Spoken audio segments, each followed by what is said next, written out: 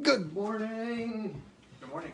Welcome to everybody. I'm here with Kate and TJ, pretty recently engaged, and they're trying to plan a wedding in COVID.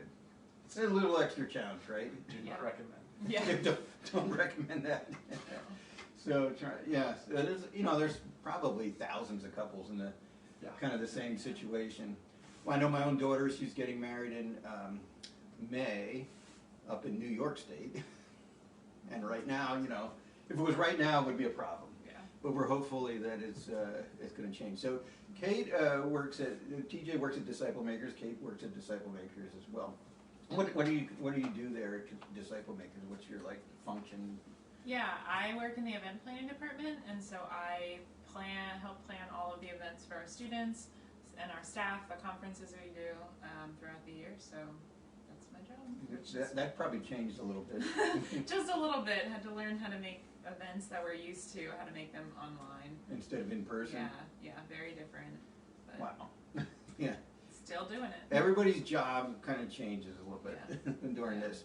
So we're thankful you guys are joining us today, and we're going to be taking a look at the third stanza from O Come, O Come, Emmanuel, and I just want to read that to you. Third stanza is, O come, our Lord of might, who to your tribes on Sinai's height in ancient times gave holy law in cloud and majesty and awe. Rejoice, rejoice, Emmanuel shall come to you, O Israel. So we're going to take and unpack that a little bit, and the first part we want to look at is all of this hymn is very, very scriptural, and so that's what we're doing as we're going to go through this. We're unpacking the scripture references to this and kind of talk about that a little bit. So the first thing we're going to look at is O come, Lord of might, and that's found in Joshua. So Genesis, Exodus, Leviticus, Numbers, Deuteronomy, and then you got Judges, and then Joshua, then Judges, right? So Joshua, and we're going to do Joshua chapter 4. Here we go. Joshua 4. And what's the numbers here? 19 to 24. 19 to 24. And then TJ, I think you were going to read that. On the 10th day of the first month, the people went up from the Jordan and camped at Gilgal, on the eastern border of Jericho. And Joshua set up at Gilgal the 12 stones they had taken out of the Jordan. He said to the Israelites, in the future, when your descendants ask their fathers, what do those stones mean?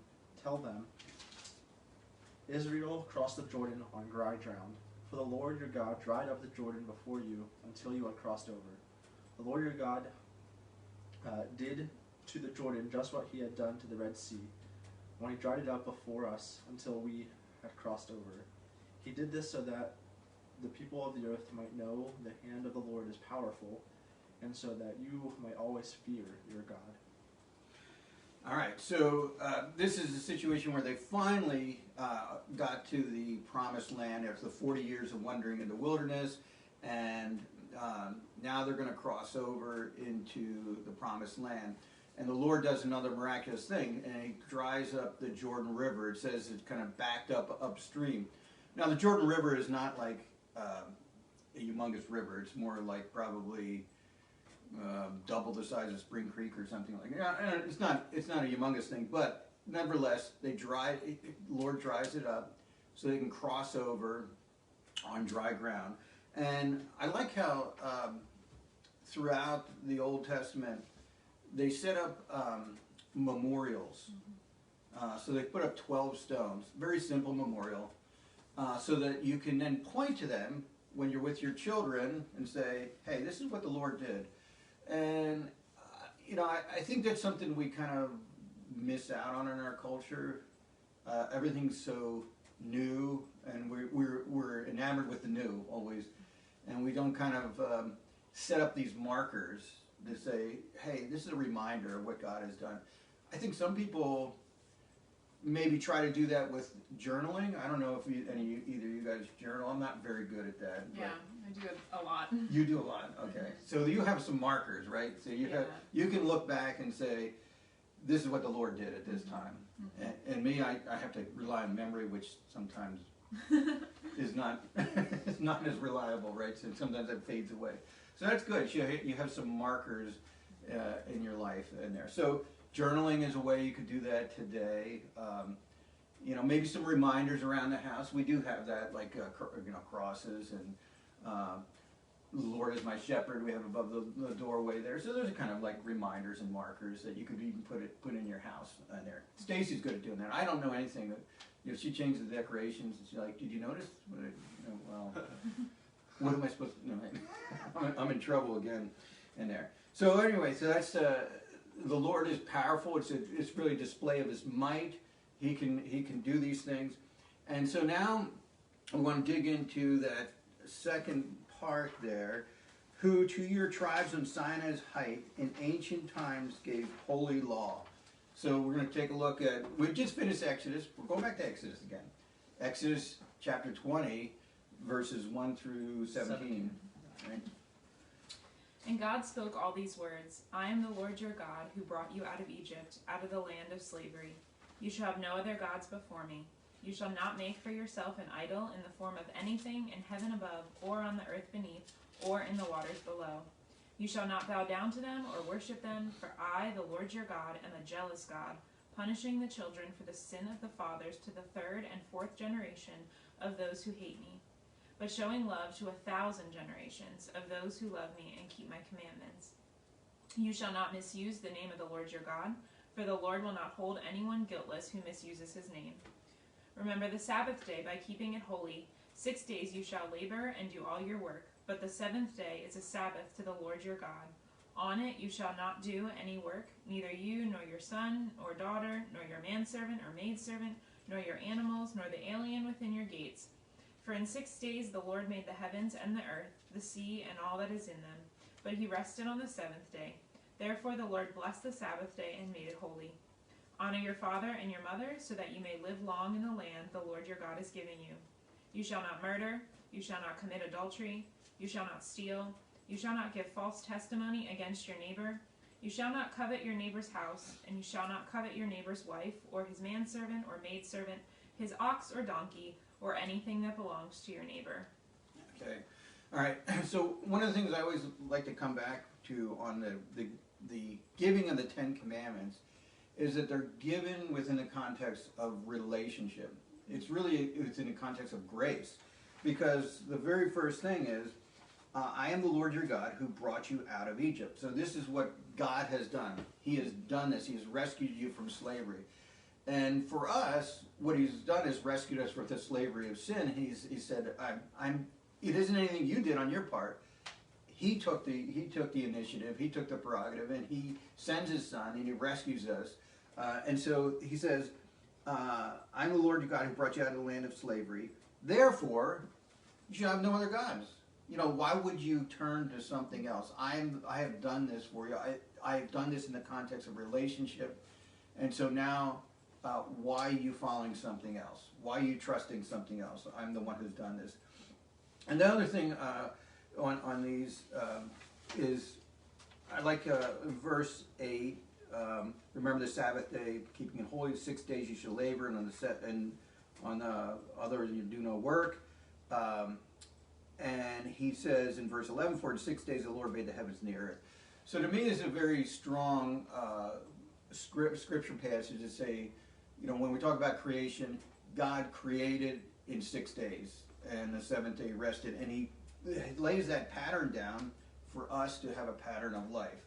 To have a time, should be a flow to it. There should be a time of rest in our lives, and how that rest looks may be different now than at other times in people's lives.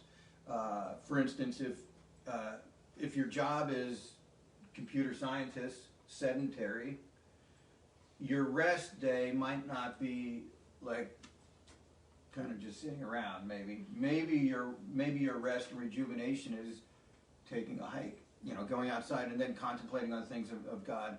There's also time of worship together, obviously that, but I think it's not really, we shouldn't look at it as a legalistic way, because our jobs are different. If I was laboring all the time, maybe for rejuvenation I need to have a rest. But I know when I was doing software engineering, I don't want to sit around.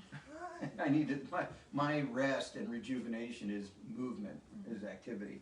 So of these 10 commandments, like what sticks out to you in these that, you know, would maybe say, hey, this would be great if our society lived in this way, or maybe this is something that kind of like, you know, why is that there? Why is that commandment there? Is there anything that, as you look through these that kind of sticks out to either of you?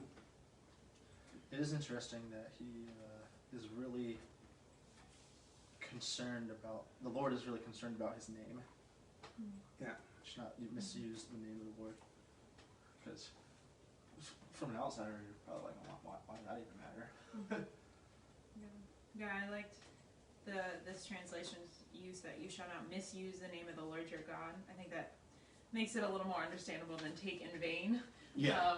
And because I don't really, it's hard to know what that means, but to misuse, that it's more than just not saying like, oh my God, in a wrong way, but it's just using God's name in an incorrect way, or for your own uses, or for what it's not meant for. And so it does place a holiness upon God's name, which is kind of what it was when they used the word Yahweh. Like you can't really even spell it, or they wouldn't even say it at points. It was we so don't holy. actually know how it's spelled. Right. They just have these like 4 letters in there. Yeah. So yeah, I mean, and it's easy to misuse. I think when we misuse, we're not calling upon God for all aspects of our life. We may be misused by just trusting in something else in there. And of course, there's other things that are, you know, kind of more obvious. Like when I worked construction in the summers, there was a lot of Jesus talk. Yeah. It's like, oh, Jesus. Or you know, or you think about like maybe some obvious things, like somebody might say, God damn that person.